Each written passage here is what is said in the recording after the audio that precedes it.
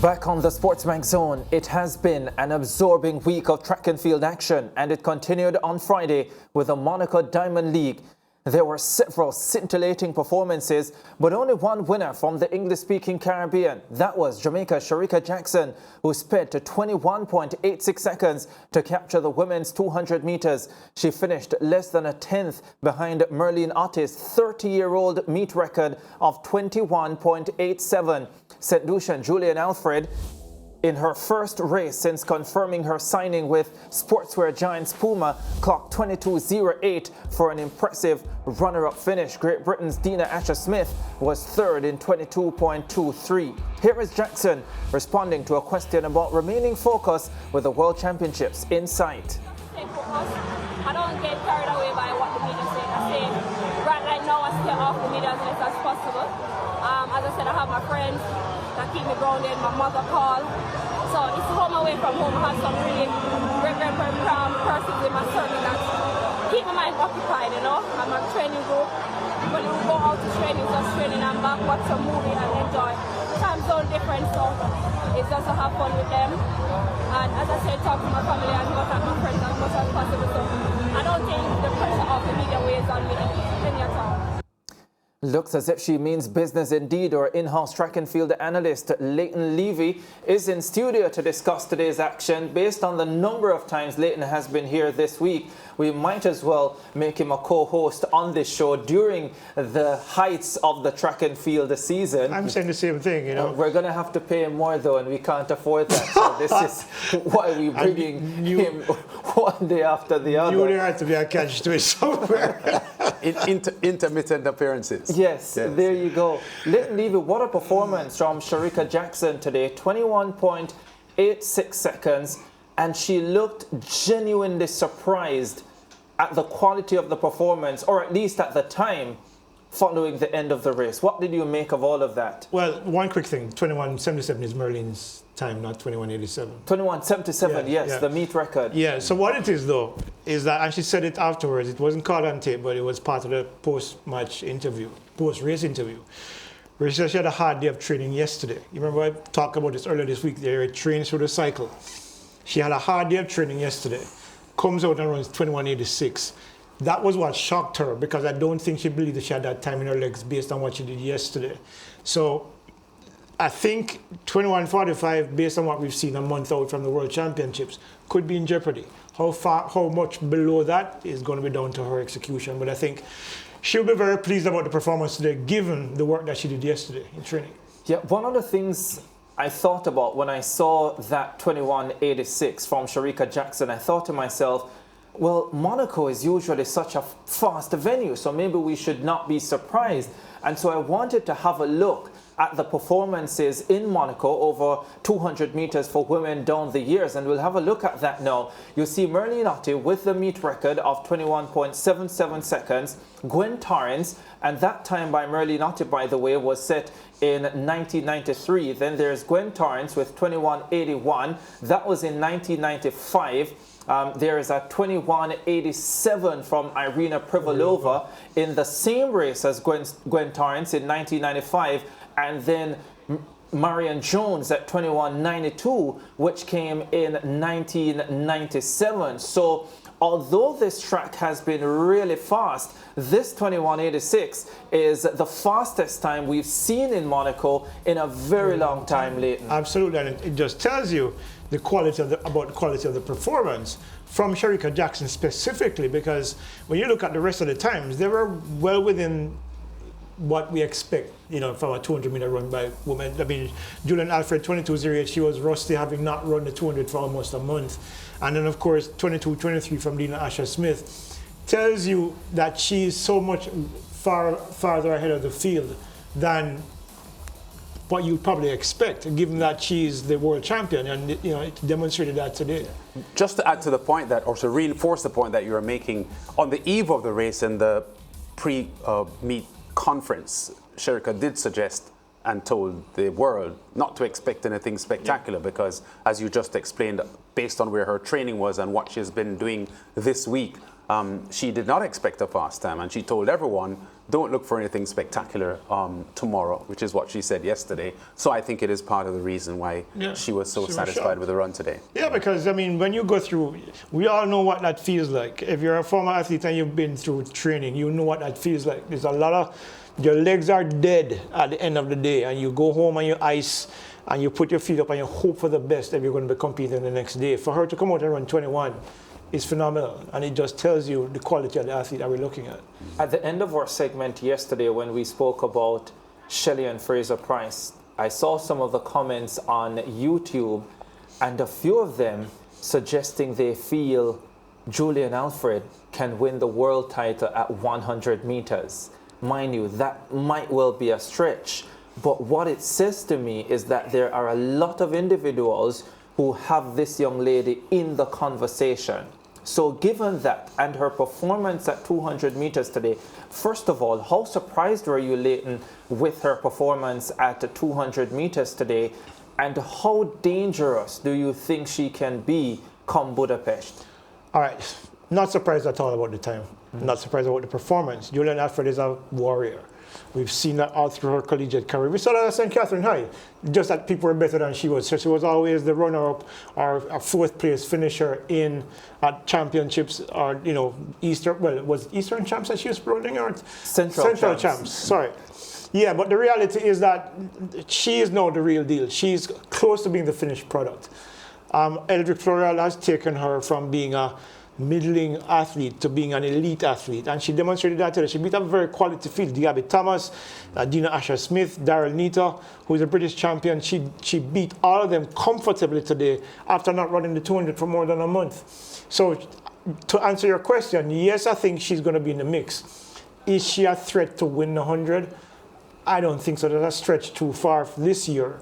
Maybe in the next couple of years she will be. Because what we've seen from Julien Alfred, the progression that she's had over the past few seasons, 21.72 that she ran earlier this year was slightly wind-aided. As I mentioned before, it's about a 21.75 wind legal, which puts her right in the ballpark of where everybody's running now. 10.75 from Mario Jose Talou, 10.71 from Shericka Richardson, 10.78 from Shericka Jackson before the 10.65. So she's right there among the fastest women in the world this year.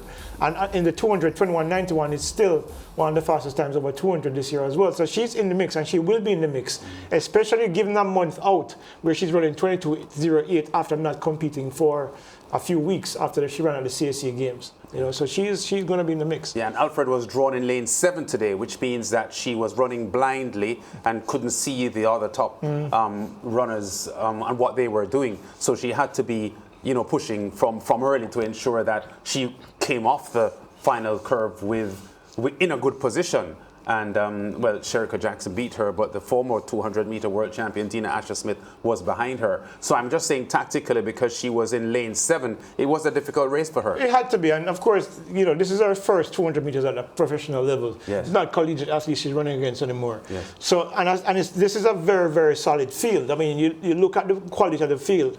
For her to not be able to see them must have been a little bit intimidating for her. But she's incredibly strong, and her speed endurance is one among the best of the sprinters out there. So I don't think she was particularly worried when she came out on the stretch, because if you remember, Dina Asher-Smith was on Shericka's shoulder on the inside, and she was on Shericka's shoulder on the outside. And she didn't lose her composure at all. In fact, she was the best composed, other than Shericka Jackson. She was the most composed in the last 30 to 40 meters, which eventually ended up with her running 22.08 for the second place, and a very, very, very solid performance.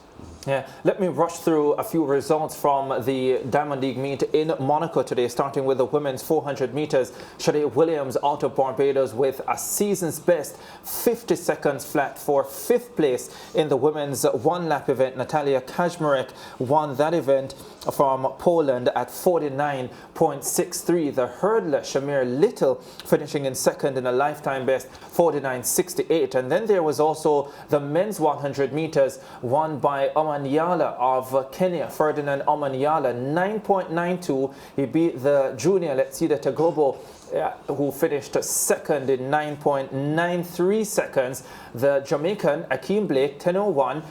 No, 10 flat. 10 flat, another Jamaican, Johan Blake, 10.01, and another Jamaican, Keshane Thompson, 10.05, finishing in 3rd, 4th, and 5th positions. But let's get to our next discussion. Friday also marked the Diamond League debut of Jamaica's triple jump sensation, Jaden Hibbert. Hibbert led twice, including until the competition's last jump before he was denied by Burkina Faso's Fabrice Hughes Zango. Zango jumping 17.90 meters to Hibbert's 17.70 meters to Hibbert's 17.66.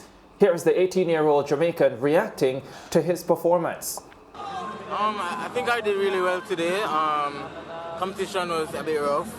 Came in with a little cramp, so it was kind of hard to get into my zone, but I came out with the 2nd place and I'm really grateful. Yeah, 18-year-old Jamaican Jaden Hibbert, Leighton Levy. I definitely wanted to see how Jaden would respond to high-level competition from round 1 to round number 6. The truth is he responded well when he had the opportunity. But when Zango won it, there was no opportunity to respond. The very last jump of the competition, it's heartbreaking. But look, what is clear here is that Jaden Hibbert is not just a great collegiate athlete. He's legitimately now among the best in the world. The 1787, Zango is 2nd in the world this year, 1781. But Zango has global medals at the last 2 major championships. So you're talking about somebody who is seasoned, and of course with a degree in engineering as well. I didn't even know that. But the reality is this: to be beaten on the last jump of a competition when you're not, because I am absolutely certain that if he had one more jump left after that 1770 from Django, he would have responded, because we've seen it throughout the course of his career. Wherever he's competed, whenever he's challenged, he rises to the occasion. But this time, it was the final jump of the competition. He couldn't do anything about it. But 1766 and 1753, his last jump, were completely fantastic performances. Yeah, I also want to make the point that for the most part in that competition, Fabrice Zango was out of it. His best jump leading up to the 1770 was 17.15, which came in the opening round. So that came out of nowhere. I have to take you up on this though, Leighton. The format of the field event competition. So in the past, you would have a situation where if you have a final 3, and the World Athletics has trialed a number of different formats with the field events in trying to make it more exciting. But in the past, when you get to the final 3, you would go from 3rd, 2nd, and the person who is leading going into the 6th round would have the opportunity to go last. That has changed. They now go in merit order, which means the leader goes first and does not have an opportunity to respond if he or she is passed in the final round. What do you make of this format? Like I said in the past, I think they just go back to the usual format where you just jump 6 jumps and whoever wins at the end of the 6 jumps wins. This idea that you should call the last 3 and make them do the one final jump, to me, defeats the purpose of competition. Because just like Zango came through after his opening jump and got his best jump last, who says another jumper of those who were eliminated after the first 5 jumps wouldn't have been able to do the same? It's precocious and foolhardy to believe that because you're jumping 5 jumps and you're not able to produce your best jump. Sometimes we've seen where somebody produces their very best jump, like today, on their very last jump.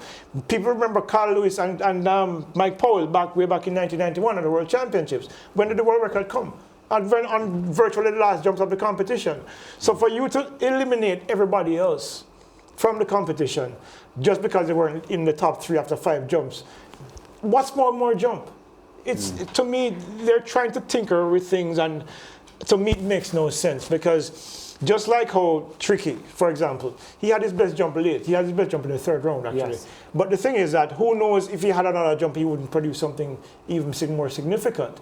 You don't know, so give everybody the opportunity to compete fairly. I mean, if you're doing 5 rounds and you're just giving the last round to the top 3, But these tweaks are designed to add attractiveness to the event from a spectator and a viewership standpoint. So I understand why they have done it, but I also take your point, Leighton, that for the athlete and balance and fairness, I don't think it's a good approach. Look, let us leave the thing alone. Look, everything is being done for TV, and I understand that the demands of time for TV is very important. But for the same reason why you're having the top 3 jump, what's a few more jumps? You know, the way it's being shot now, you can always cut away and come back. You have other events going on simultaneously. You can cut to those events when the next jumper is coming, but you come back. Well, television coverage of track and field has perfected the art of doing that. So you know, even though you might not see something live, you can go back to the jump. So I don't see the need to change. And I think, I mean, to be fair, if you are in a competition and you're, for sometimes some people just don't get it going until late, right? And then to take away that opportunity because they didn't jump well for the first 5 jumps, I think it's unfair. Leave the thing alone. You know, I don't know. You can't. Don't try to reinvent the wheel on certain things. Yeah, still a fabulous performance from Jaden Hibbert. Absolutely fantastic. Given what you saw today, how do you feel about his chances of, one, a medal at the World Championships in Budapest, and second of all, even winning the gold medal? Bear in mind that the 2 Cubans were not there today, Hernandez and Diaz. Picardo, the world and Olympic champion, was not there, but he hasn't competed since May in any case, has that wind-assisted 1791. So there are quality men that can be added to this field. But how do you feel about his chances given what you saw today? Given what he's experienced today, I think it's a big lesson for him to learn. Some of the throwers that Julian Robinson coaches here in Jamaica, one of the things that they focus on is getting your big performances in early. Therefore, it gives you an advantage going in late. Maybe now, Jaden, will now focus on perhaps getting his big jumps in early. That gives him a significant advantage. And it also puts other competitors under pressure. He did have a significant advantage though, Leighton, and he did put Zango under pressure. Yeah, but he responded But Zango is an experienced campaigner, but now he's had the experience. So to answer your question, yes, I think he has a shot at the medal. And yes, I think he has a shot at winning. Because we haven't seen the best of him yet. Remember, this is a kid who jumped 1787 off of a 12-step run-up. He's now experimenting in the 14-step run-up. So he's managing that process of managing his speed and getting everything sorted out. I'm sure by the time they roll into the World Championships in Budapest, he'll be more comfortable running at like 14 steps. But at the moment, he's 0.05 meters outside of the national record by James Beckford. 0.5 centimeters. 5 centimeters, actually, 5 centimeters, 0.05 meters. So if he achieves that, this summer, which I think many people expect him to, how much does that put him into a medal shot for Budapest? Anything over 1792, I think he's in shot for a gold medal. I mean, Zango has jumped 18 meters, Picardo has jumped 18 meters already as well. But in big pressure situations, sometimes they don't bring their best efforts. Sometimes it takes something just under the best to get a gold medal. So I think if each of them bring their best, meaning that if Jaden jumps 1787 or 1792 or 1795, I think he's in a great shot of winning a gold medal. Yeah, impressive thing for me today, or one of the impressive things for me today on Jaden Hibbert. He had 5 jumps. He passed in round number 5, and he was over 17 meters on each and every one of them. From 1707, that was his worst jump, to 1766. And what that says, when he gets to the World Championships, he shouldn't have any problem getting through the qualifying round because of this level of consistency. Leighton Levy, thanks very much for joining us on the SportsMax Zone for another day this week. We take a break, we'll be back. We'll be chatting track and field, but not exactly current day track and field. Stay with us.